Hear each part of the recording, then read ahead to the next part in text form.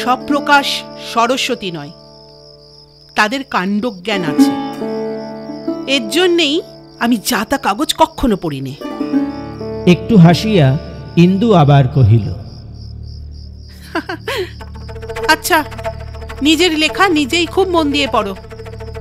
ভালো কথা, আজ শনিবার, আমি ও বাড়ির ঠাকুরজিকে নিয়ে বায়োস্কোপ দেখতে যাচ্ছি। কমলা ঘুমিয়ে পড়েছে। কাব্যের ফাঁকে মেয়েটার দিকেও একটু নজর রেখো। চললুম। নরেন্দ্র কাগজখানি বন্ধ করিয়া টেবিলের এক ধারে রাখিয়া দিয়া বলিল, আচ্ছা, যাও। ইন্দু চলিয়া যাইতেছিল।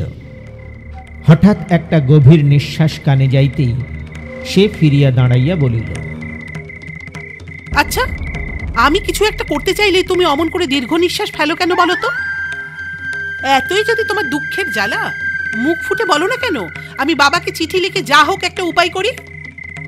নরেন্দ্র মুহূর্তকাল মুখ তুলিয়া ইন্দুর দিকে চাহিয়া রহিল। মনে হইল যেন সে কিছু বলিবে, কিন্তু কিছুই বলিল না, নীরবে মুখ নত করিল।